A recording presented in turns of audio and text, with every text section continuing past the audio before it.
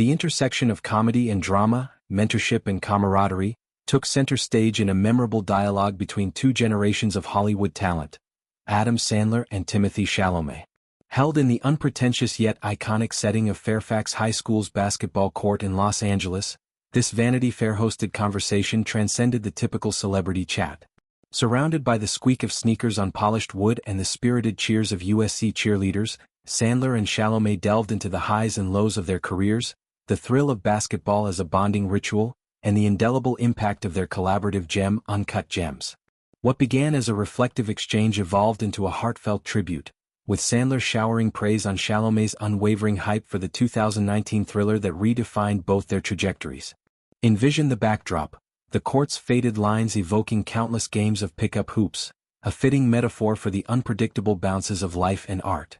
Sandler, the everyman king of slapstick with a knack for dramatic reinvention, sat courtside with Chalamet, the brooding prodigy whose intensity has propelled him from indie darling to blockbuster lead.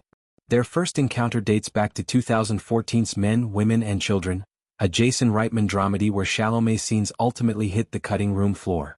Yet, from that seemingly inauspicious start bloomed a friendship forged in resilience.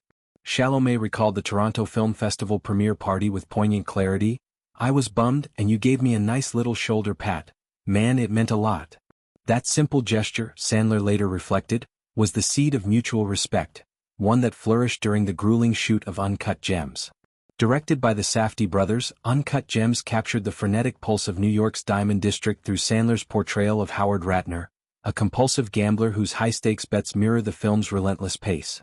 Chalamet, as the NBA star Kevin Garnett, brought an authentic athletic grace to the role, his scenes crackling with the tension of a man ensnared in another's chaos. Sandler marveled at Chalamet's dedication, noting how the young actor shadowed the crew like a devoted apprentice. This anecdote drew a chuckle from Idina Menzel, a fellow panelist who quipped, "Is he in the movie?" The humor masked a deeper truth. Chalamet's immersion wasn't just method acting. It was a hunger for craft that Sandler, with his decades in the trenches, immediately recognized and nurtured. Basketball, that great equalizer, wove through their reminiscences like a well-worn thread. Both men share a passion for the sport that borders on obsession. Sandler as a weekend warrior, Chalamet as a surprisingly agile competitor despite his lithe frame. They recounted an impromptu game against local kids who turned out to be far more skilled than anticipated. "You're very good, awesome." "I'm fine," Sandler joked self-deprecatingly. "We played these two kids just out of nowhere, they just so happened to be so good." Chalamet, laughing, confessed to summoning paparazzi for dramatic effect. "That was only when we were playing basketball and I called the paparazzi to come capture the moment." These tales painted a vivid portrait of off-screen life, where the pressures of fame dissolve into the simple joy of a crossover dribble or a contested layup. Chalamet's admiration for Sandler ran deep, transcending genres.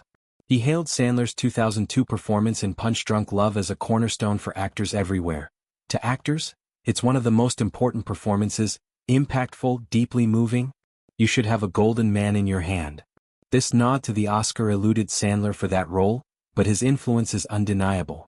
Paul Thomas Anderson's film showcased Sandler's range, transforming the comedian into a vulnerable everyman grappling with rage and romance.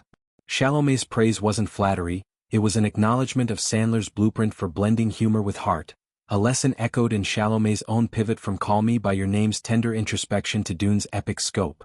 Sandler, in turn, shared war stories from his own milestones, like hosting Saturday Night Live and roping in George Clooney for a pickup game. "He's great. We played ball when he hosted SNL. He took the whole cast, I think he rented out a YMCA." These anecdotes highlighted Sandler's knack for bridging worlds, comedy sketches to dramatic depths, celebrity cameos to genuine connections. He credited Josh Safdie's direction in Marty Supreme for unlocking a new vulnerability, empowering him to be openly aspirational. It's this evolution that keeps Sandler relevant, from Netflix behemoths like Hustle to auteur-driven fare, proving comedy's power to illuminate the human condition. The evening's climax arrived unscripted, a surprise 2-on-2 basketball showdown against eager fans.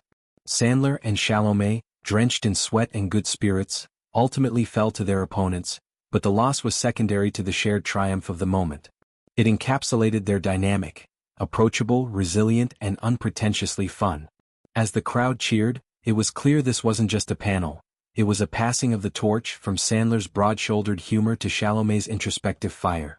Delving further into Uncut Gems' legacy, the film remains a cultural touchstone, its safety-fueled anxiety a precursor to our post-pandemic unease.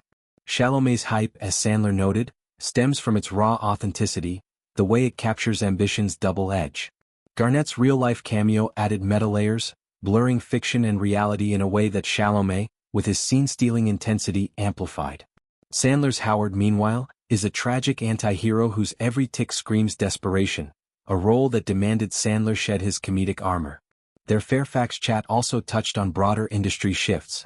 Sandler spoke of mentoring young talents like Chalamet, echoing his own breaks under mentors like Judd Apatow. Chalamet, fresh off Wonka's whimsical success, credited Sandler for modeling longevity, how to pivot without losing one's core. The cheerleader's presence, a nod to USC's spirit, infused levity, reminding all that entertainment thrives on joy amid the grind. In retrospect, this conversation was a love letter to collaboration's magic. Sandler's praise for Chalamet's Uncut Gems fervor wasn't mere nostalgia. It was recognition of a shared ethos. Pursue passion relentlessly, even when the shots don't fall. As they left the court, arms around each other, one couldn't help but anticipate their next joint venture. In Hollywood's vast arena, such bonds are the true MVPs.